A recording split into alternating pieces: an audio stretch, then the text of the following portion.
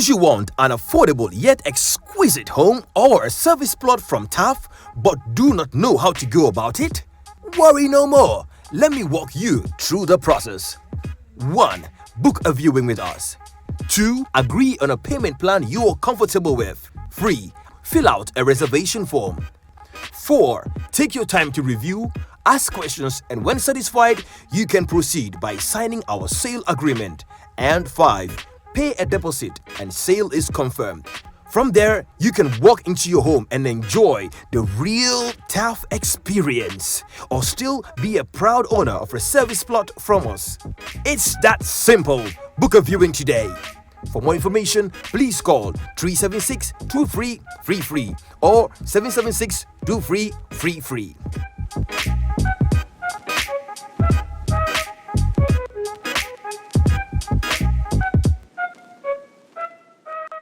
Welcome to the Taff Hub. This is a brand new show brought to you by Taff Africa Global to educate you on real estate business and all the information you need to know about real estate. After 45 years of construction and real estate development in 8 African countries, it is time to share my experience, and it can only be done in the Taff Hub. We will be inviting experts who will give you facts and the right regulations on real estate development. Join us every week on our social media platforms for an exciting show. You can also watch us on JRTS TV every Sunday at 8:30 p.m.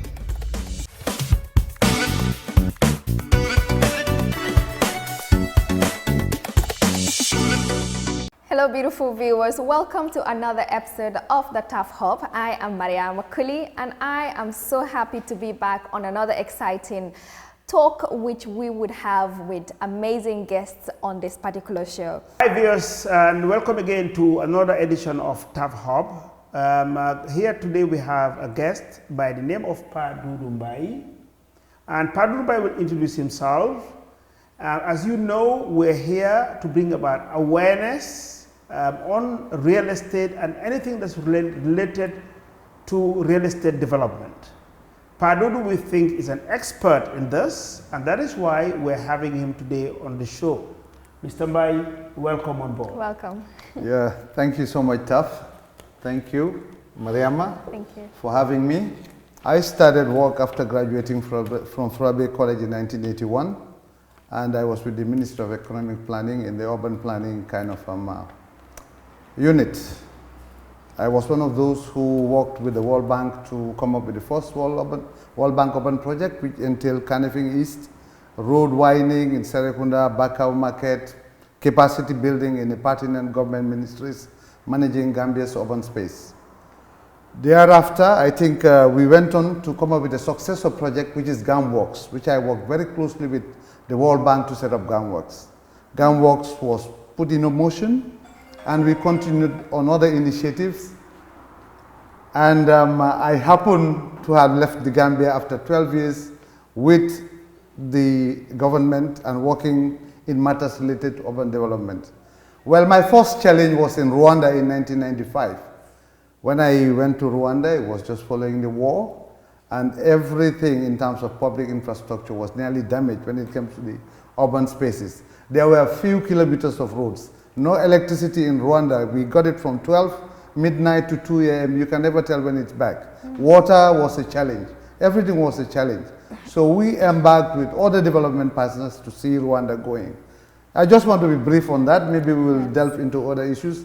But from Rwanda, I mean, I was lucky enough to be involved in many other countries around the world. I will just name them and not go into details into what in particular I've been doing. I think Rwanda, I went into Djibouti to finish a site and services scheme, then handed over the assets to the government or the municipality of Djibouti. That saw me back in the Gambia for a break. I did work in DRC in the time of Papa Kabila. Then I went on to Nepal to do some mid-term evaluation for UNOPS and FAO, that is reducing post-harvest losses of things that they were growing in the remotest parts of Nepal and transporting it to the markets. Then from there, I was engaged to manage the coordination of the River Nile Basin.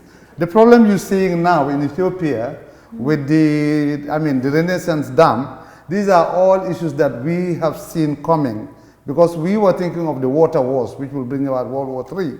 And now the problem between Egypt, Ethiopia, and Sudan is something that I've worked on by bringing the 9 riparian states together. They are experts in terms of water engineers and, you know, those mechanical engineers. I think I did that, then went to Abidjan, joined UNOPS.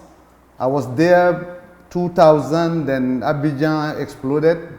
We had to move the office to Dakar, 2003, 2006. But then I was the regional director for United Nations Office for Project Services, commonly known as UNOPS.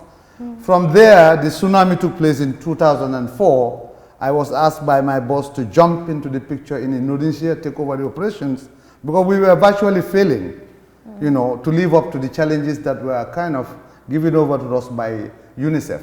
That was a project to build 347 6-classroom schools and 228 health shelters within 2 years. We were able to do it by having a good team.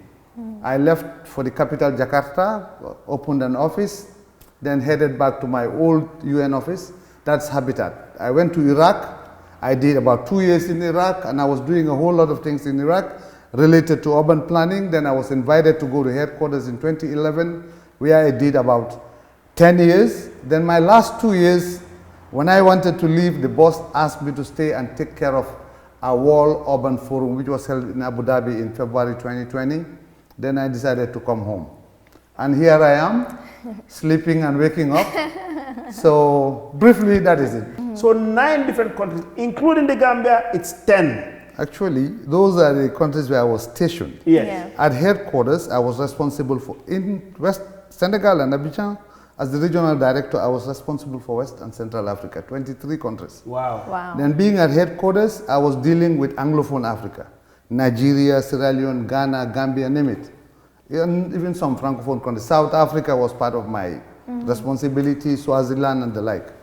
Excellent. Me, when I grow up, I want to be like Mr. Yeah, me too. I'm inspired. Amazing experience there, Mr. Mbye, and we are so happy to have you here. And that would lead us to our first question. Since you are an expert in urban planning, I'm sure a lot of people will also want to know what urban planning is really. When is urban planning? It's a process. It could be technical, political, environmental, name it. But it all entails the designing and organizing of urban space. Quite different from drawing plans for the future arrangement of any given urban space. Okay. So in general, it's how you arrange what is called the urban space. That's a simplistic definition I could give you. Amazing. But as a follow-up to that question, I mean, so this is only urban, nothing to do with rural or peri-urban. And then can you bring us, for example, an example of where would you call urban in the Gambia, as far as urban planning is concerned? Okay, I think we should not be misled by the word urban to think it only limits itself to the town and the cities. I think even a village, let's take the smallest unit, we call it the community, and that could be part of the urban space. So in Gambia, if you ask me what the urban area is, we have coined the word the Greater Banjul area through a German-sponsored physical planning project when I was here before I left, and that is from Banjul up to Brikama. And all that space, I think, is called the Greater Banjul area, within which you have villages, you have small hamlets and, you know, isolated villages here and there, but still that mass of land is called Greater Banjul area. Now, you can also include the towns like Farafenni, Basse, Bansang. That's all urban space. Okay. Yeah. So okay. Anyway, I want to come into a second question, but I still want to stay on the definition of urban. Yep. Because I do hear the word peri-urban also. So how would you define peri-urban? Peri-urban is all that resides within the outskirts of the urban space proper. You know, there is this new planning concept called the planned city extensions. Now, when you look at a town or a city, everything is fully developed. It's all mortar and concrete. You don't have any space to do anything, because one of the planning approaches is retrofitting, trying to break up what is existing and arrange it into something better, which is very expensive. So another kind of approach is trying to work on planned city extensions. That is, go outside of the city limits, find space, and that is the perimeter, the peri-urban areas, are those areas which are within the outskirts of the city limits proper. So planned cities can happen in those areas. And a good example, which is close to home, I wouldn't call Jamnyajo peri-urban as such. But work we have done, like in Ghana, we went to Ningo Pram Pram, and we were trying to apply the concept of planned city extensions. The advantages within Ningo and Pram Pram municipalities, there already exists a physical infrastructure of water, electricity, roads, and what have you. And that kind of reduces the investment on infrastructure if you are developing these planned city extensions. Because remember, there is a concept in urban planning called value capture, which government, you can in the future build roads. Like, a good example here is Taff. Yeah. This road passing from the roundabout going to Tangi or Katong, I mean, if government was very well organized, they could have made a lot of money because they have built this road, they've invested, they should capture the value arising from building such a road. So that's what we call value capture. So at what stage does urban planning take place?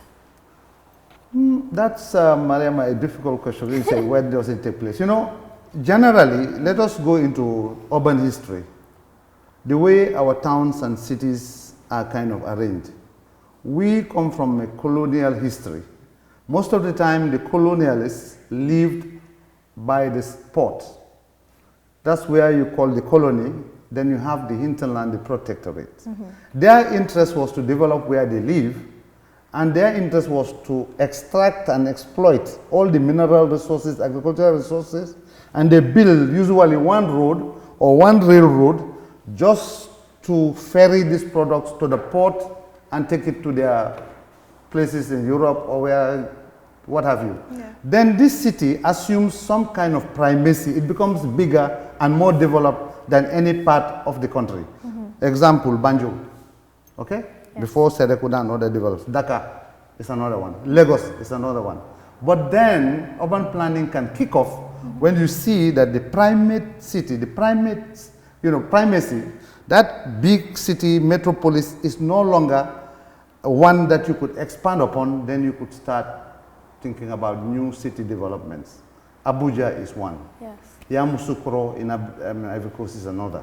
And many other countries, even in Indonesia, they think the capital, which is on the Java island, is sinking. It's too heavy. They are planning ahead to build a new capital. Banjul, I think, could also be designated an administrative and legal capital. They can move the commercial capital somewhere else. But you could see the pull of the primary city will always be there, like Lagos and Abuja.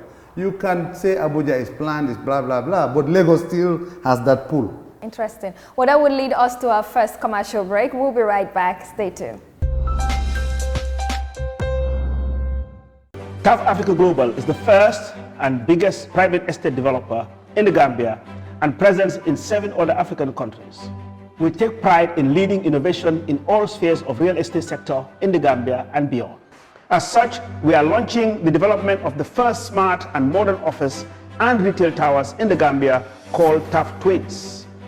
The Taff Twins is located in the heart of the Kanifing institutional area and 10 minutes drive away from Banjul. Taff Twins is designed to have 5 floors of office spaces ranging from 50 square meters to over 1,000 square meters with 2 elevators, central air conditioning, 24 hours electricity and water supply, with the ground floor reserved for banking, supermarket, restaurant and coffee shop. For your bookings and reservations, please call now on 376-2333 or 776-2333. Thank you. Welcome back to the Taff Hub. You are watching us on our social media platforms, and yes, it's an exciting show today as we are talking to our guest, who is Mr. Doudou Mbye, who's also really versatile when it comes to urban planning. Well, Mr. Mbye, I guess we'll just go straight on to more of this discussion. Well, thank you very much. Thank you very much, viewers, and Mariama. I will now want to ask Mr. Mbye. Paduru, obviously today in the Gambia, you have seen that there's a proliferation of real estate as a sector. Even definition of real estate, I mean, I don't think it is being done right. So having been in this area, in urban planning, and giving your vast experience, not only that, but in the countries that you have worked, the practices there, how do you see the real estate development in the Gambia? Well, I never realized that beyond your setup, there were so many involved in real estate until I finally came home about, let me say, 2 years ago. I personally feel it is an area that government needs to give due attention, because there is that part of society which is dying for housing, which is at risk if they are exposed to players that are not regulated.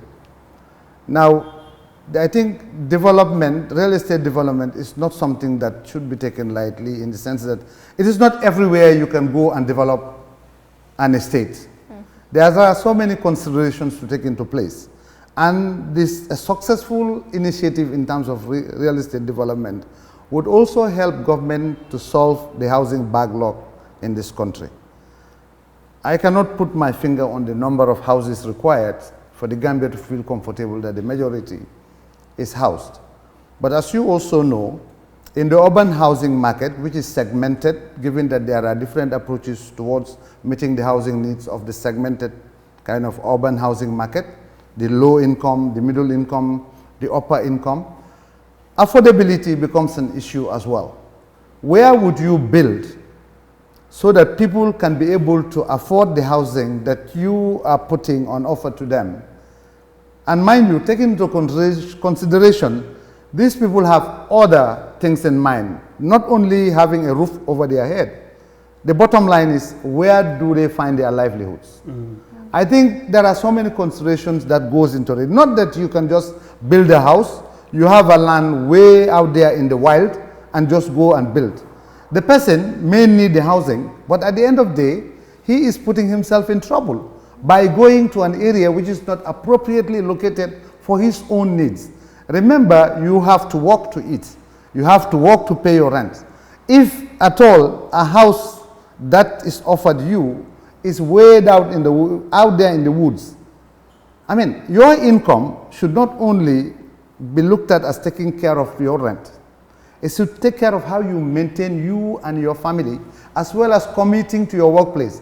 If the cost of commuting far supersedes a significant percentage of your income that goes towards maintaining yourself and your family, I think a lot ought to be done. At the end of the day, the real estate developer himself or herself is exposing himself, because the signed contracts for those leases or for those agreements may not be honored by the individuals. Because if this guy was earning X, hoping that 30% of X would meet his mortgage payments, and he ends up spending X times 4 or 5 to meet his own personal needs, eating, buying cash power, going to work, what do you have? Defaulting starts. You cannot pay for your mortgages monthly. So in essence, what I'm trying to say, I think, I mean, it's a free market. Anyone that has the means is free to go in. But I think people need to have an idea of what it entails. They need to have a knowledge of real estate. It ought to know have the expertise in developing real estate. You need not be a builder. You don't have to be an engineer. As I always say, a good manager is one that organizes very well. An organization, you can have a different background but be able to do things in the way you're supposed to do it. So in essence, what I'm trying to say, Taff, is I think the government should come in. Yeah.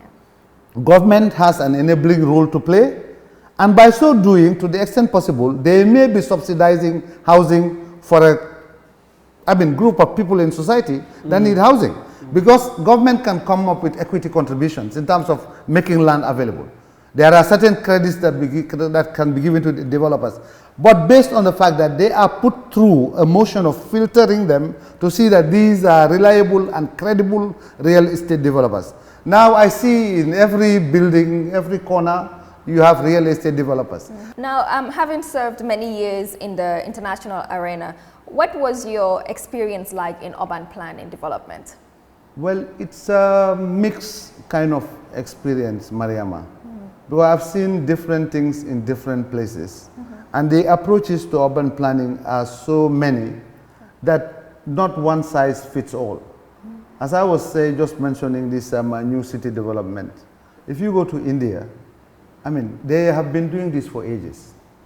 Some of them are cities that are decaying because of the fact that people just went out there in the open and built estates and thought this is a new city. You could, have people live there. But again, I mean, urban planning does not only limit itself to the drawing of plans to arrange, to determine the future arrangement of cities. It also has to do with amenities within the society that you provide, like water, electricity, roads, housing, of course, included, and public spaces as well. I mean, these are things which I think when we plan our own layouts, I will not say they are not taken into consideration, but some of these things, instead, you have a plot of land, you have to bring in water, you have to bring in electricity, you have to, even public spaces sometimes, they are not developed for the neighborhood. And these are basic requirements, because if you look at the Human Settlement Index for planning, you go by threshold values of populations. A population of this size should have a minimum kind of servicing requirements. At least a health post, a police post, a football field, a primary school, and as the threshold of the population increases, you start to provide more amenities in terms of, have more, instead of a health post, a clinic. Yeah. Instead of a primary school, you will also have a secondary school. Playgrounds, hospitals, and it goes with threshold values of populations. So some areas it is applicable, some it is not. The Rwanda experience. Rwanda was, just like Gambia about 25 years ago. But then the leadership decided we are going to turn things around. So whatever work we did, it opened up the eyes of government to know that we can do more. So what they did was they brought in the South African, planning kind of outfit, private. So I think they call Suburbia. Suburbia came, studied the urban areas. They introduced what we call a hierarchical system of cities and towns. And that has some bearing on the rural-urban thing that you're talking about. You cannot stop rural-urban migration. You can reduce it. So what they did in Rwanda is the capital city, which consists of 3 districts, is Kichikuro, Nyarugenge, and Gosabe. One of them is rural, but the 2 are urban. So it means you still have urban space for expansion in Kigali. But then they brought in all these factors of developing zoning. I don't want to call it zoning, I hate zoning. They developed areas for some mixed-use purposes, commercial, institutional, and so on and so forth. But then another thing that was factored is the mode of transportation in the city of Kigali, and that has an element of climate change considerations. In the city of Kigali, there is no motorized kind of vehicle allowed. There you go to a certain area, parking, then you go on foot and you walk around. And this reduces greenhouse gas emissions to a great extent. The other thing is the institutional areas, they developed some planning standards. And to an extent, the government realized that it was not moving fast, the development that they envisaged, because the planning standards were very rigid. Even UNDP could not move from where they were to go to the building areas they were given, because the planning requirement for development was really high. So what they have done is dilute the standards that we are developed. Dilute it to the extent that it will not change the landscape that was envisaged. And they were planning for years in the future. If you cannot do it now, you still know that in this place you don't expect to find a shop. Yeah. A house is envisaged for this place. Which is important. Unfortunately, we don't seem to have that type of urban planning for Gambia. Well, if we do, I don't think it's really implemented, because roads will be built. After a few years, houses will have to be destroyed to extend those roads. What happened to the urban planning of the Gambia? Well, yeah, I'm afraid, Mariama, you're hitting the nail on the head. You see, the way urban planning operates, it cannot hold within the kind of setup we have here in the Gambia. It is not a sort of situation where you go to the office and minute this file and send it to the other person down the ladder, writes 2 paragraphs, and it goes to the permanent secretary. No. You need projects.